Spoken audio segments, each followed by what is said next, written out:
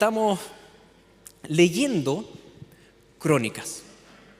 Estamos leyendo Crónicas. Toca iniciar el estudio del capítulo final de esta serie, que es Segunda Crónicas 32.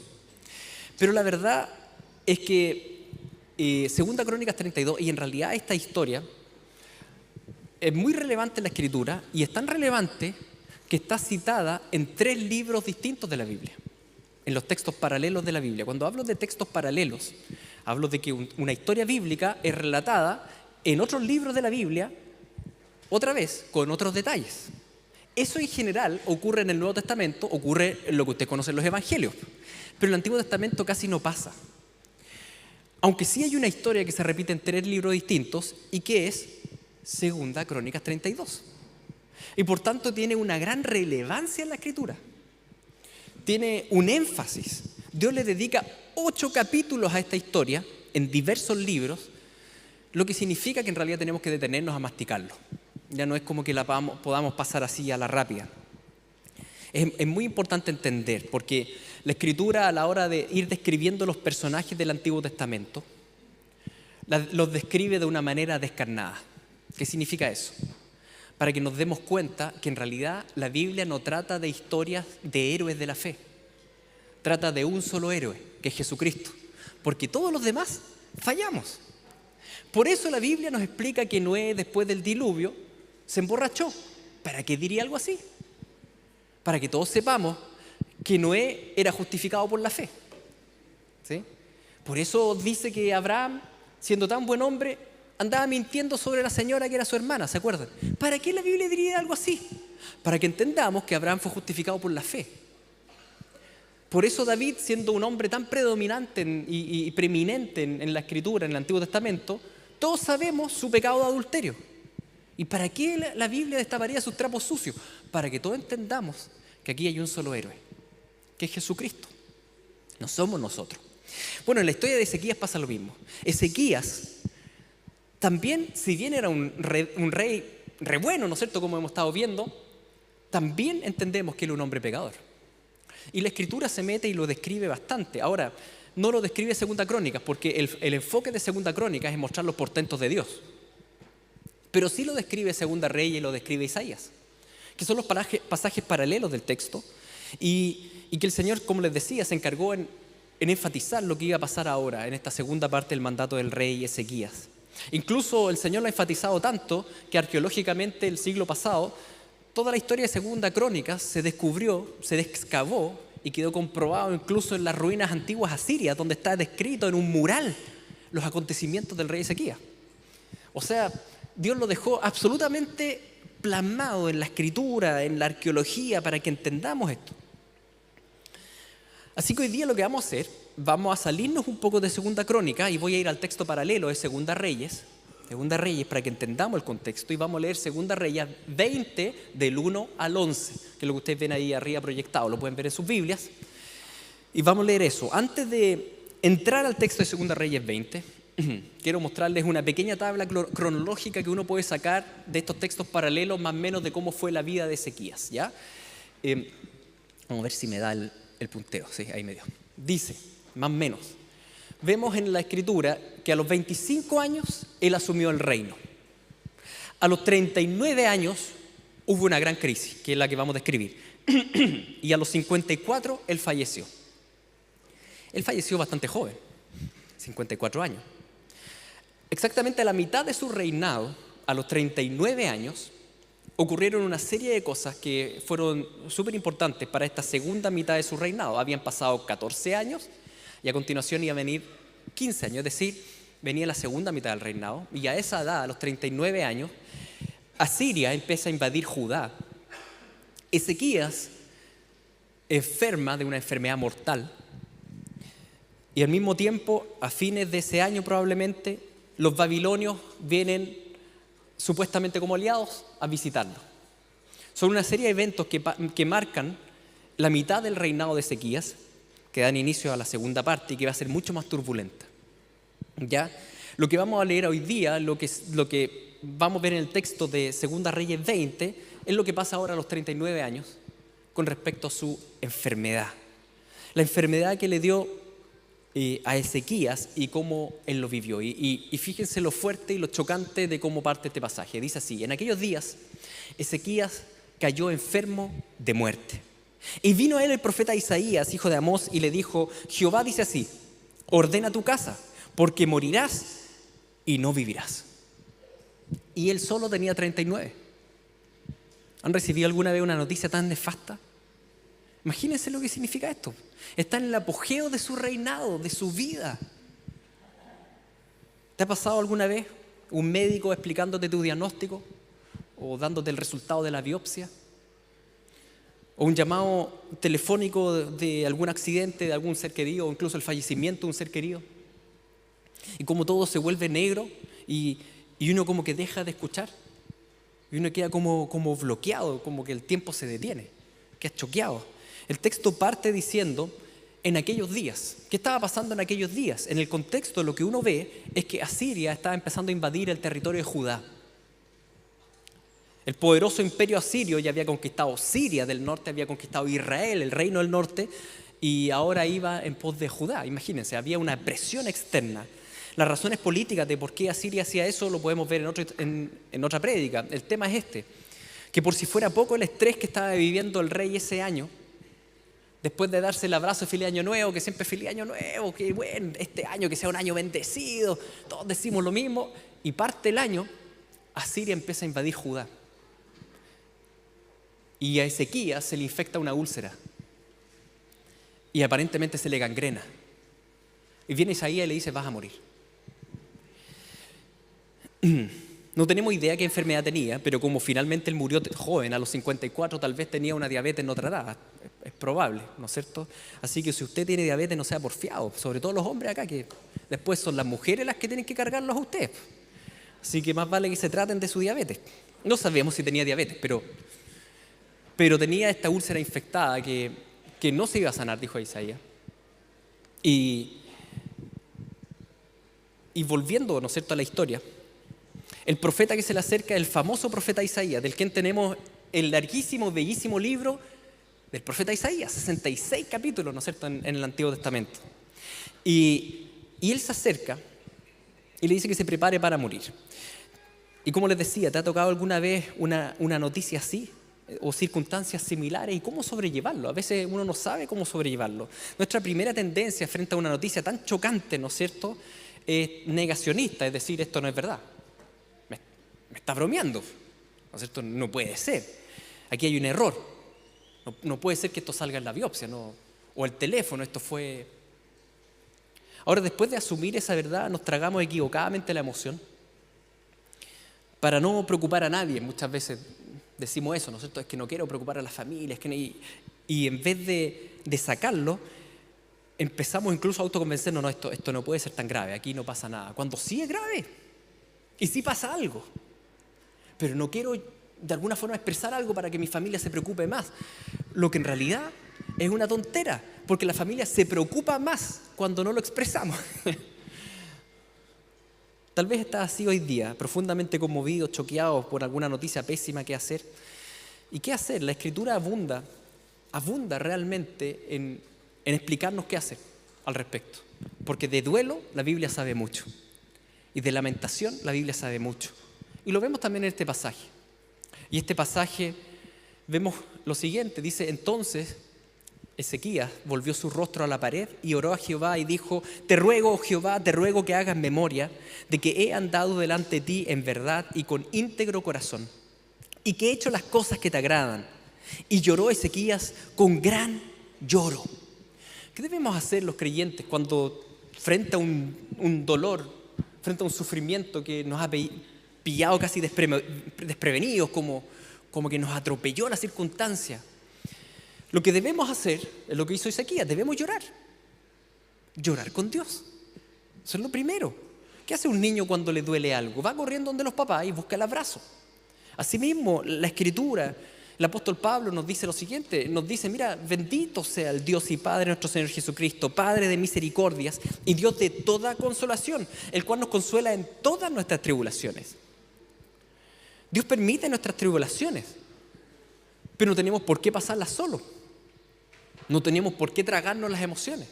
No tenemos por qué, no, podemos llorarlo con Él. Él está contigo, los sufrimientos son parte de su plan para acercarnos a su pecho, ¿me entienden? Para el abrazo. Su plan no es el abandono tuyo o de alguien. El único abandono absoluto lo tuvo que experimentar Jesucristo en la cruz, pero no tú. El texto es claro en decir que por mucho que tú sufras y sufras adversidad y todo lo que estás viviendo, tú puedes vivirlo llorando en los brazos de tu Padre Celestial. Porque Él tiene no un poco consuelo para ti, Él tiene todo el consuelo. Y Él no tiene solamente consuelo para cierto tipo de problemáticas. Dice acá que Él tiene consuelo en todas nuestras tribulaciones. Él tiene consuelos diversos para todo lo que vamos viviendo. Entonces tienes la garganta apretada, tienes el pecho pesado, tienes el estómago revuelto. Bueno, tienes que ir a la pieza, cerrar la puerta y llorarlo con tu Padre Celestial, que Él tiene un consuelo especial para ti en las circunstancias que estás viviendo. Él tiene ese consuelo. Esa higiene emocional de botar las lágrimas, de botar los sentimientos ante el Señor es tan importante. Porque si no lo hacemos, si tú te tragas todo y te tragas las angustias, las amarguras, van a salir a flote en el peor momento. Van a salir a flote en una discusión familiar. Y vas a terminar con agresividades, con tantas tonteras, ¿no es cierto? Es importante sacarlas de una manera adecuada para que no te termines sacándola pecando. No es necesario. ¿Cómo está tu higiene emocional? ¿Cuándo fue la última vez que oraste genuinamente, le dijiste a Dios realmente lo que piensas? Realmente lo que piensas. Después vamos a volver a este texto de lo que dice Ezequías, pero ¿te has tomado el tiempo de sacar y de cantar tus emociones con Dios y de contarle cómo te sientes, lo triste que estás, o que estás enojado con Dios? O el por qué me pasa a mí. Yo te sugiero que no dejes pasar otra semana con esa carga en el corazón sin haberlo botado. Incluso, si me permiten, me gustaría hacer al tiro con ustedes el ejercicio. Porque muchos de ustedes tal vez no lo han experimentado. ¿Qué es lo que significa arrodillarse ante Dios? ¿No es cierto? Y decirle, ojalá con voz audible, tan importante decirle, Señor, me siento acongojado, realmente acongojado, angustiado. Siento que no tengo fuerzas, siento que estoy débil, estoy choqueado con todo lo que me ha pasado. ¿Ha tenido ese tiempo alguna vez? Yo no sé si lo ha tenido, ni siquiera sé si alguna vez lo ha visto. Por eso me gustaría hacer un paréntesis a esta prédica ahora. Tomémonos 2 minutos o 3 minutos y vamos a hacer lo siguiente. Si usted tiene la salud y las rodillas buenas como para arrodillarse y abrir su corazón al Señor y decirle, tomémonos este tiempito. No están obligados, obviamente, pero yo lo sugiero fuertemente. Y lo que quiero es que ustedes experimenten lo que significa comer y tomar de este abrazo de consuelo del Padre. Entonces nos vamos a tomar 2, 3 minutitos antes que continúe la prédica. Vamos a orar, cada uno ahí en su puesto. Como les decía, ojalá ustedes puedan ahí vertir su corazón ante el Señor, decirle cómo llegaron.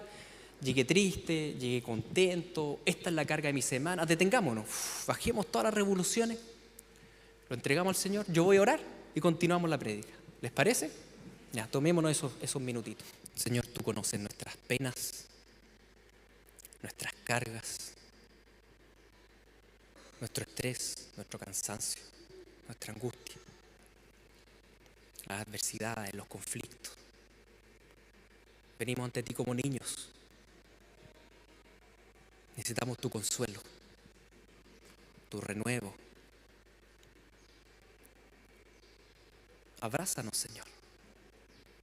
Sabemos que tú tienes todo consuelo en todas nuestras tribulaciones. Solo tú tienes el agua de vida eterna. ¿Dónde más iremos? Solo tú sacias esa angustia interna, Señor. Solo tú puedes saciar ese gran orificio que sentimos en el interior. Solo tú, Señor, puedes renovar nuestras fuerzas. Gracias porque en ti nos podemos cobijar. Porque en ti hallamos nuevas fuerzas.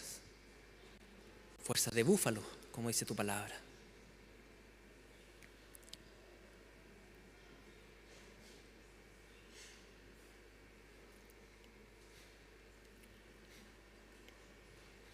Espíritu Santo, tú conoces el dolor en conflicto y la lucha de cada una de las personas que está acá. Tú conoces su levantar y su sentarse, su caminar, su comer, su respirar y sus pensamientos. Tú conoces todo, Señor. Y tú tienes consuelo para cada uno de tus hijos. No somos solo un número más.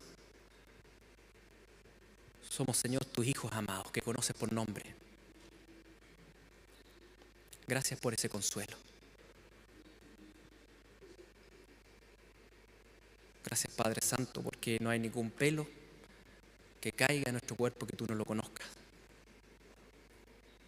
No hay ningún evento, ninguna palabra que hayamos vivido que no hayas permitido tú en tu amorosa soberanía. No entendemos bien por qué de las circunstancias,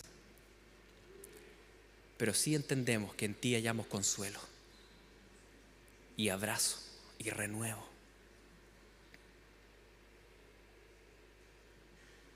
En el nombre de Jesús. Amén.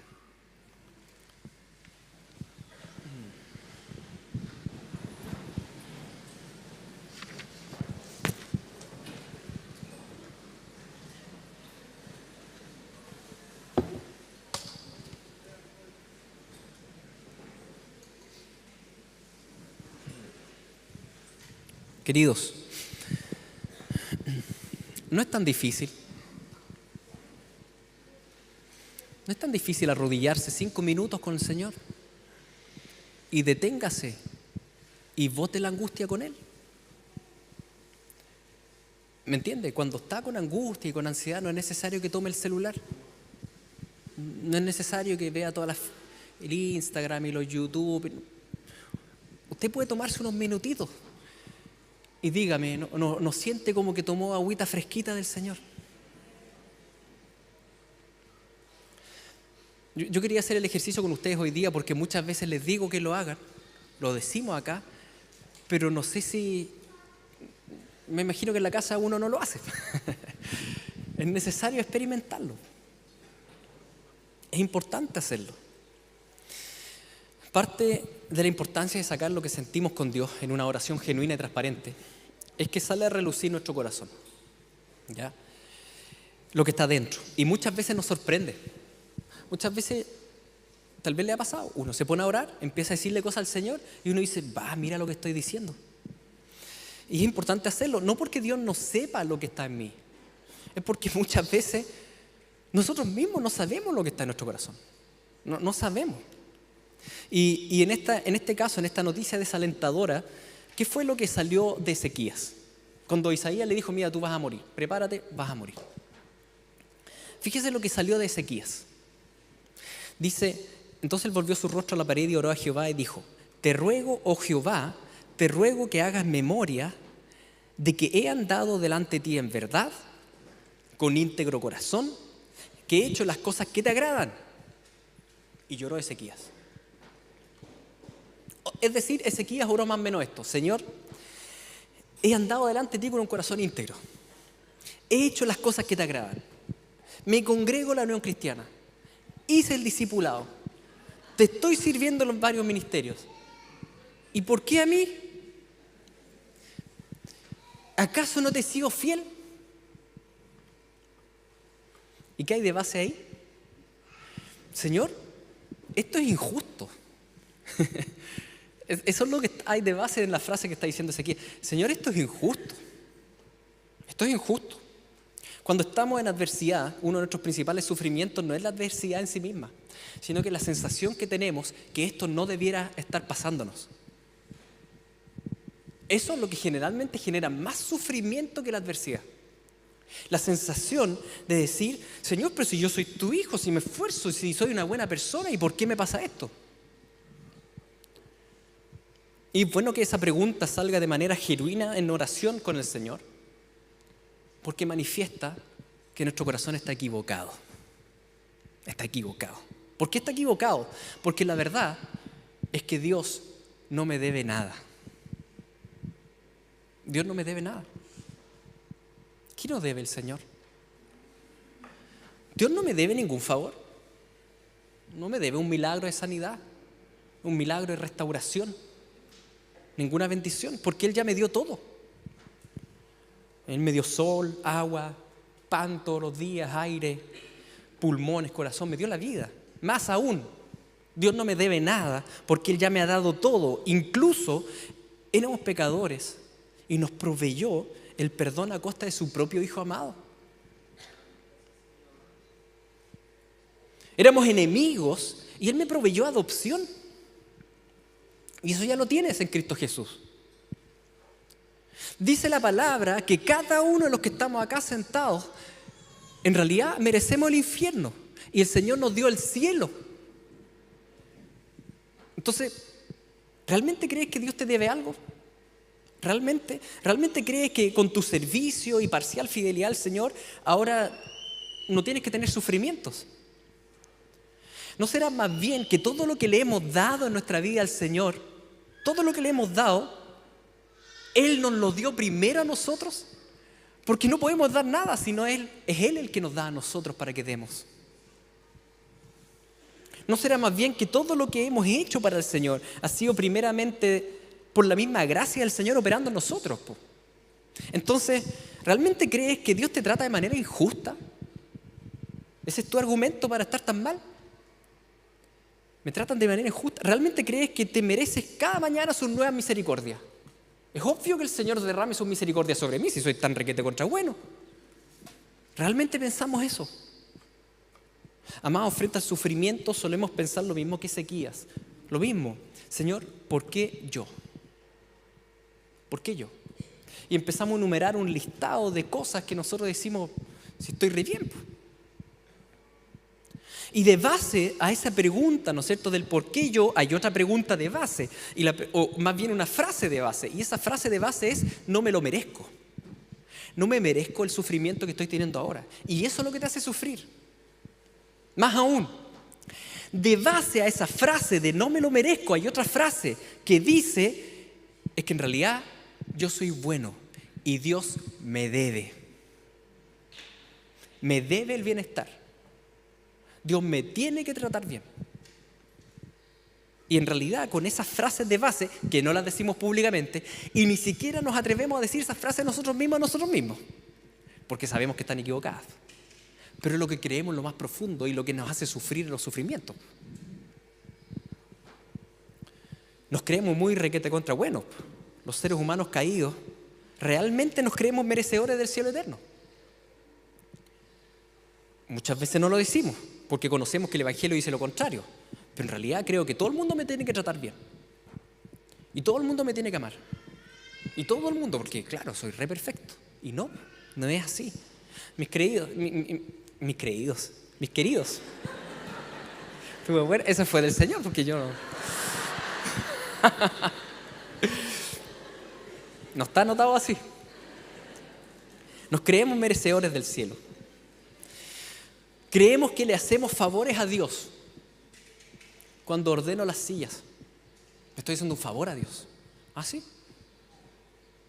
¿Quién te dio las manos y los brazos y las piernas? Le hago un favor a Dios cuando le sirvo. ¿En serio? Creemos que a Dios le conviene tenernos a nosotros. Señor, si tú no me das esto, me voy de la iglesia. Qué pena. Es que tú eres indispensable en la iglesia, parece. ¿Realmente creemos eso? Y hacemos ese tipo de manipulaciones con el Señor. Mis queridos, todo eso demuestra que en realidad solamente comprueba una cosa, que el Señor nos ama por gracia. Porque somos ególatras. Porque somos ciegos. Dios no nos debe nada. La Biblia es bien claro, no somos buenos. Siendo enemigos, siendo malos, estando muertos en pecado, en iniquidades, fue la misericordia del Señor la que nos levantó y nos rescató. Entonces, ¿qué pasa? En realidad, en estricto rigor, frente a un diagnóstico, por ejemplo, terminal de alguna enfermedad terrible como el cáncer, debiéramos ser capaces de decir, Señor, gracias por la vida pasajera que me estás dando, ¿no es cierto?, y que va a acabar, y gracias porque tengo vida eterna en ti, así que te glorifico siempre. Así deberíamos reaccionar, pero no lo hacemos. ¿No es cierto? No. Frente a una noticia de bancarrota total, debieran poder decir como Job, Señor, de nuevo nací, desnudo me iré, alabado sea tu nombre. Pero no somos capaces de hacerlo. Más bien fluye en nosotros las palabras de Ezequías: Señor, ¿por qué yo? Y la pregunta de parte del Señor de vuelta es bien ruda, es bien fuerte. La pregunta de vuelta es: ¿y por qué no tú? Como el Señor le preguntó a un amigo mío que conversamos el otro día en una entrevista, a Edwin Aguilar. ¿Vieron la entrevista? La subimos esta semana a YouTube, al YouTube de la iglesia. Pueden ver la entrevista de un ex huérfano, Edwin Aguilar, que estando en el orfanato, él decía: Señor, ¿por qué yo? Y el Señor le respondió: ¿y por qué no tú? Y uno dice: pero el Señor, ¿pero cómo? Y no es que Dios sea pesado, no es eso, sino que al revés. Él permite los sufrimientos para nuestro bien, así como permitió el sufrimiento en Jesucristo mismo, el único que no merecía sufrir, ¿no es cierto? Pero en realidad lo que nos hace sufrir es no entender nuestra condición humana caída, que en realidad el Señor dice: ¿y por qué no tú? ¿Y qué tienes tan de especial y de impecable y de santo como para no sufrir? Si hasta mi hijo unigénito yo permití que sufriera para perfeccionamiento, aunque ya es perfecto, pero como lo dice Hebreos, ¿no es cierto?, para que aprendiera la obediencia. Entonces, Ezequías no entendía, como también nosotros muchas veces no entendemos. No era fácil para él entender su condición humana pecaminosa y entender que él también merecía el infierno y él también era amado por pura gracia. Era por pura gracia. No era fácil para él, porque en realidad, comparado con su papá diabólico, claro, Ezequías parecía un ángel. La verdad, comparado con el reinado de Acaz, un reinado pagano, ¿no es cierto? Y claro, bajo ese estándar de comparación, el reinado de Ezequías parecía 1.000.000 de veces mejor. No era fácil entender para Ezequías su condición pecaminosa. No lo lograba entender. Pero Dios, en su inmensa misericordia, sí lo entendía, así que le enseñó. Y responde frente a la oración de Ezequías, responde esto. Dice: y antes que Isaías saliese hasta la mitad del patio, vino palabra de Jehová a Isaías diciendo: vuelve y di a Ezequías, príncipe de mi pueblo, así dice Jehová, el Dios de David tu padre: yo he oído tu oración, he visto tus lágrimas, he aquí que yo te sano. Al tercer día subirás a la casa de Jehová, y añadiré a tus días 15 años, y te libraré a ti y esta ciudad de mano del rey de Asiria, y ampararé esta ciudad por amor a mí mismo y por amor a David mi siervo. Dios hace algo asombroso. Manda de vuelta a Isaías, mientras iba caminando en el patio, o sea, recién saliendo, lo manda de vuelta mientras Ezequías está desolado adentro, y le dice: ¿sabes qué? Dile dos cosas: que lo voy a sanar y que voy a librar a Jerusalén de Asiria. Que era una frase rarísima, porque en ese momento Asiria aún no estaba asediando Jerusalén. Recién estaba al borde. Voy a librarlo. Y lo voy a librar por amor a mí mismo. Ya eso llama la atención. No por amor a ti, Ezequías, por amor a mí mismo. Porque el Padre hace todo ¿por quién? Por el Hijo. La raíz de Isaí, o el Hijo de David. Y por eso después dice: por amor a mí mismo y amor a David, mi siervo. Que yo creo que en realidad es una figura indicando al Hijo, ¿no es cierto?, a Jesucristo. Entonces, surgen aquí varias preguntas. ¿Por qué no le dijo Dios a Isaías de inmediato, a la primera visita, que iba a sanar a Ezequías? Si Dios ya lo sabía. Evidentemente Dios ya sabe todo. Entonces, ¿por qué Dios no le dijo al tiro: oye, ¿sabéis qué? Anda a decirle? Y no, lo hace sufrir, fíjense. Le dice: vas a morir. Si Dios ya sabía.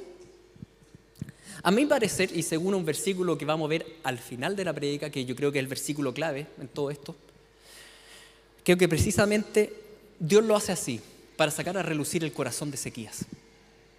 Porque si Ezequías hubiese estado ahí y hubiese llegado a Isaías y hubiese dicho: ¿sabes qué, Ezequías? El Señor va a sanar tu úlcera. ¿Qué hubiese hecho Ezequías? Él hubiese dicho probablemente: Señor, te alabo, y para adentro hubiese sido: bueno, obvio que Dios me tiene que sanar, si total soy un rey genial. Era evidente que iba a pasar algo así, según la historia que vamos a ver a continuación. Pero no, Dios saca a relucir el corazón de Ezequías. Saca a relucir lo que realmente hay. Y lo que realmente había en el corazón de Ezequías es que él pensaba que realmente era genial. Que realmente él daba para el reinado mesiánico prácticamente. ¿Entienden? Por eso el Señor guarda muchas veces tanto silencio respecto a nuestro futuro, para probar nuestros corazones. No porque Él no sepa lo que está en nuestro corazón. Somos nosotros los que no sabemos lo que está en nuestro corazón. Que nos creemos el cuento. Él permite sufrimientos, angustias y nos debemos... para que nos demos cuenta a través de nuestras reacciones que en realidad no éramos tan buenos y fuertes como pensábamos. De hecho, lo primero que sale a relucir cuando Isaías vuelve a hablar con Ezequías, lo primero que sale a relucir es su incredulidad, fíjense. Llama la atención, porque el texto continúa y dice, y dijo Isaías, tomad masa de higos, tomadla, lo pusieron sobre la llaga y sanó. Y Ezequías había dicho a Isaías, ¿qué señal tendré que Jehová me sanará y que subiré a la casa de Jehová al tercer día? Fíjese que él está llorando.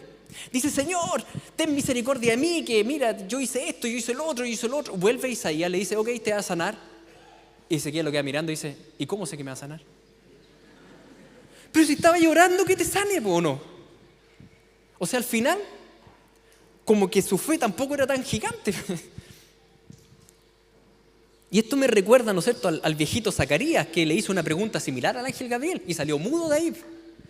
¿Y cómo sé yo? Es que Ezequías es igual que nosotros, no era para nada mejor que nosotros. Igual que nosotros, igual de débil, igual de reticente. ¿Acaso nunca le has pedido algo a Dios y te respondió de inmediato y después dijiste, ¿habrá sido Dios? Fue pura suerte. ¿Me entienden o no? Oramos muchas veces sin estar preparados para la respuesta de Dios. Ni que me diga que sí, ni que me diga que no. Me dice que sí y digo, ¿será Dios? Me dice que no, me enojo con Dios. Muchas veces oramos casi por automatismo, no como creyendo, ¿me entienden? Cuán distinto es nuestro amado Rey Jesucristo, cuán distinto. Que estaba tan seguro que su Padre Celestial lo escuchaba, tan seguro que en el Getsemaní no pidió que su Padre lo protegiera porque le dijo al que estaba al lado, ¿acaso tú no sabes que si yo le pido a papá, Él me manda 12.000 ángeles ahora ya y me rescata? Así era la fe de Cristo en su Padre, ¿no es cierto? Ezequías, en cambio, era como nosotros. Dios le habló y no se la creyó. Y a pesar de eso, Dios lo amó igual. Porque Dios nos ama por gracia. No nos ama porque somos perfectos oradores. Porque mi fe es gigantesca. Porque no sé qué. No, Él te ama porque te escogió nomás. Por pura misericordia, dice la Biblia. Así también con Ezequías. Dios lo amó y tuvo un trato muy, muy especial con él, como lo tiene contigo y conmigo, un trato individual y único. Así que Dios lo amó, no porque era sin pecado, sino porque estaba justificado por la fe. Igual que tú, igual que yo. Y respondió Isaías frente a la pregunta de Ezequías. En vez de dejarlo mudo, como al viejito Zacarías, podría haberlo hecho, pero no. El Señor tiene un trato individual con cada uno. Y en vez de dejarlo mudo, le dijo esto.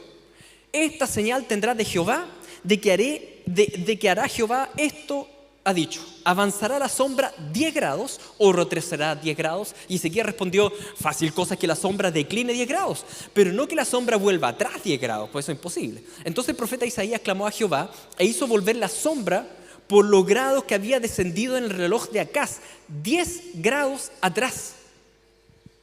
¿Cómo qué hizo? Hizo retroceder la sombra. Ni idea cómo lo hizo. Tenemos pocas alternativas.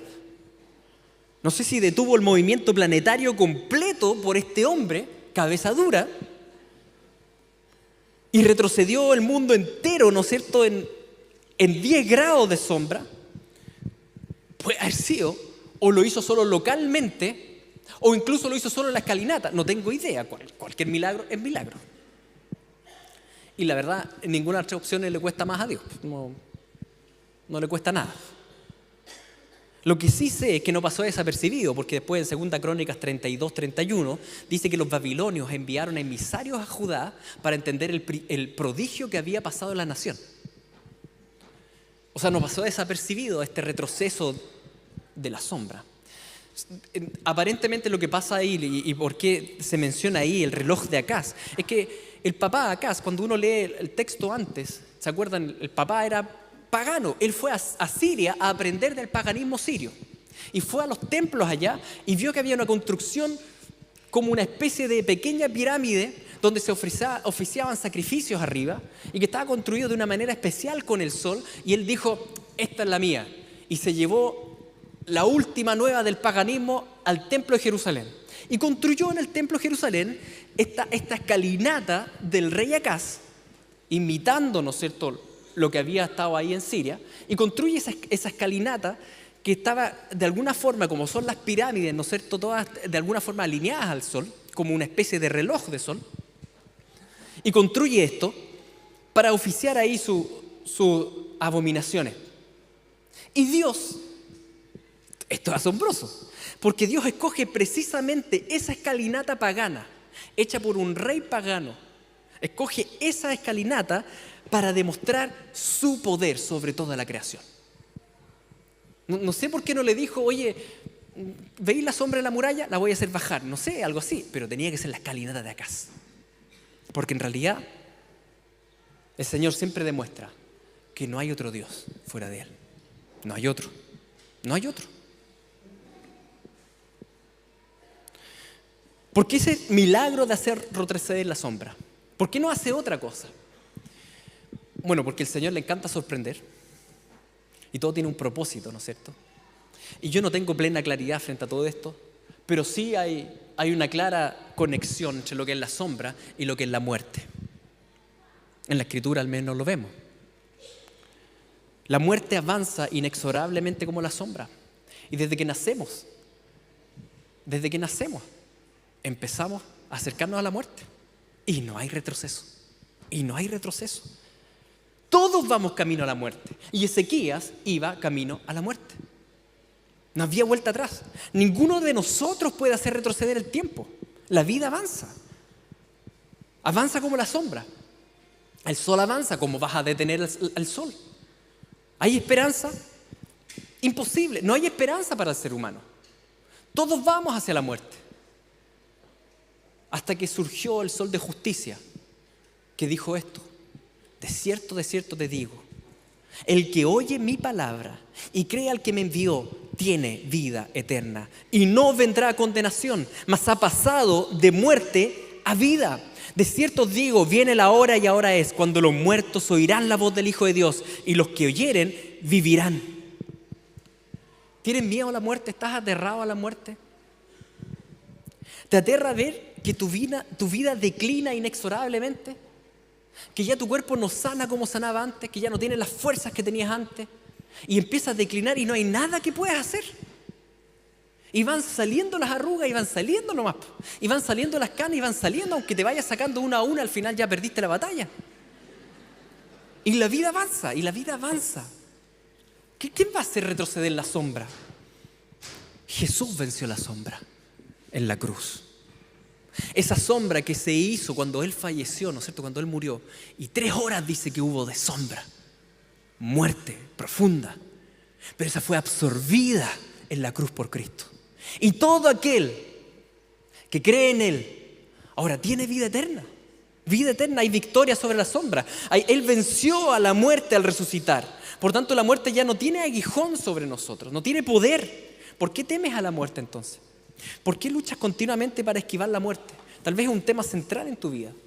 Cuando el Señor dice claramente en Deuteronomio, yo hago morir y yo hago vivir. Yo lo hago. Yo hiero y yo sano. Y no hay quien pueda librar de mi mano, dice el Señor. Tal vez estás tan obsesionada con tu salud, que es bueno que te cuides, pero la obsesión es distinta, ¿no es cierto? Tal vez estás tan obsesionada con tu cuerpo, con cómo tu cuerpo está declinando, con cómo está mal. Y la típica junta, ¿no es cierto?, de cómo estás, bien, es que me duele esto, me duele lo otro, y una competencia de que a quién le duele más. Pues. Si al otro le duele la rodilla y el codo, entonces me tiene que doler la espalda y el cuello, hasta que surge el último que dice, no, es que yo, y claro, te dice una catástrofe de enfermedad terminal que, bueno, decimos qué pena. ¿Me entienden, no? ¿Por qué esa obsesión? con poner los ojos, la mira en la sombra. Cuando todos nosotros que creemos en Cristo vamos a tener un cuerpo nuevo glorificado, queridos. Nosotros tenemos vida eterna.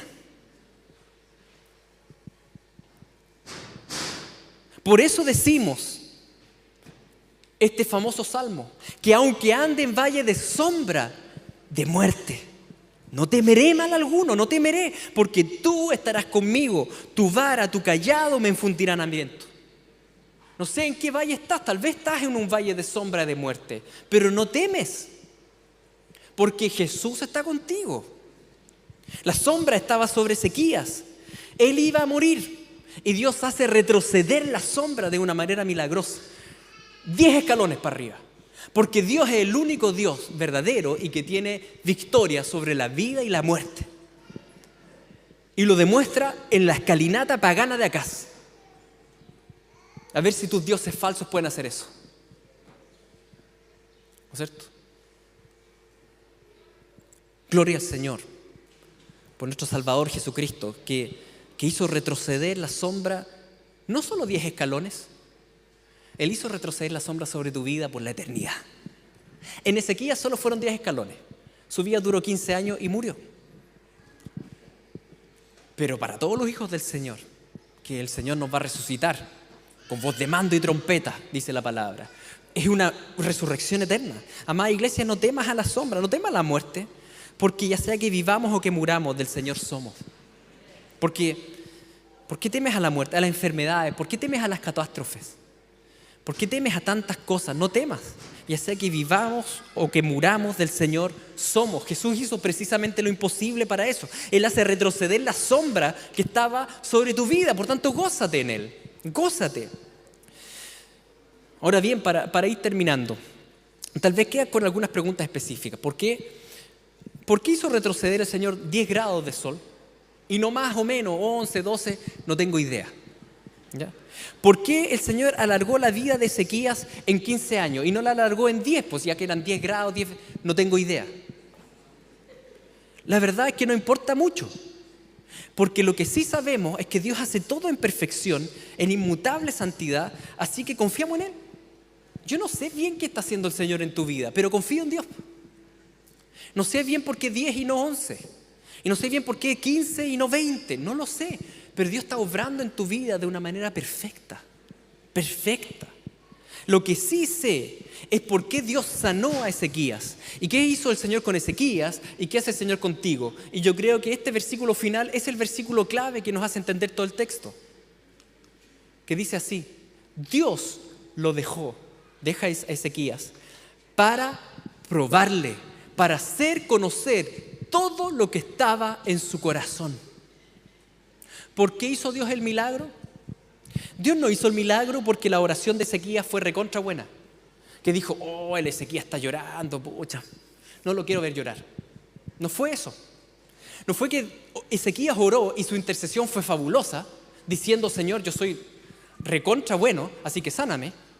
No es que su intercesión fue fabulosa. Es que el Señor quiso sacar a relucir ante los propios ojos de Ezequías su propio corazón. Porque no es que Dios no supiera lo que hay en el corazón de Ezequías, es que Ezequías no sabía lo que había en su corazón. Así que Dios lo dejó con vida para probarle, para hacer conocer lo que había en su corazón. Qué fuerte el versículo, mis queridos, qué fuerte el versículo. Y cómo Dios es tan bueno con sus hijos, que Él nos santifica y Él te muestra. Piensa en lo siguiente: Dios contestó la petición de Ezequías para mostrarle. ¿Qué estás orando tú al Señor? ¿Qué estás pidiéndole tú? ¿Y qué pasaría si Dios te diera lo que le estás pidiendo? ¿Te acercarías más a Dios? ¿Cómo estaría tu corazón? ¿Qué es lo que va a vivir Ezequías ahora estos últimos 15 años de su reinado, la segunda mitad? Ezequías va a estar en una moledora, donde va a salir a relucir una y otra vez su corazón, que estaba mal enfocado. Él había hecho muchas cosas bien, pero adentro habían cosas que estaban mal. Y el que inició la obra la va a perfeccionar. Así que Dios te tiene en la moledora, te tiene ahí. Quizás estás ahí en la segunda mitad del reinado, como es el orgulloso y autosuficiente Ezequías, que eso estaba ahí. Y hoy día, estando ahí, en medio de las turbulencias, las tormentas, ¿saben qué? No enfoques en las circunstancias, en los sufrimientos, en lo que está afuera. Enfoca lo que está dentro y dile, Señor, ¿cómo estoy yo? ¿Cómo están mis motivaciones? ¿Cómo estoy yo? ¿He estado enfocando mal mi vida? ¿Estoy mal contigo? ¿También soy un orgulloso? ¿Cómo estoy yo? Enfoca para adentro. Porque para eso el Señor dejó la prueba a Ezequías. Y para eso lo ha hecho contigo. Para hacer conocer todo lo que está en tu corazón. Vamos a orar. Padre Celestial, qué grande es tu misericordia. Qué grande es tu misericordia. Que en realidad, sabiendo las maldades que están dentro de nosotros, cosas que nosotros mismos desconocemos, tú igual eres tan misericordioso día a día. Perdónanos porque muchas veces encontramos que la vida ha sido injusta con nosotros, cuando tus misericordias han sido nuevas cada mañana. Perdónanos por considerarnos más de lo que somos, porque tu palabra es bien clara en decir que cada uno de nosotros estaba muerto en sus delitos y pecados. Señor, perdónanos por nuestras soberbias y autosuficiencias y orgullos. Y en este día te damos gracias por la prueba que estamos viviendo. Porque en esta prueba, en primer lugar, tenemos consuelo. En segundo lugar, tú nos enseñas a depender plenamente de ti, dándonos a conocer el corazón equivocado que está en nosotros. Señor, gracias por amarnos y por tratarnos como hijos. Disciplinarnos, Señor. Permitir los diversos sufrimientos. Y no nos abandonas, sino que nos haces crecer en tus brazos. Te damos gracias en el nombre de Jesús. Amén.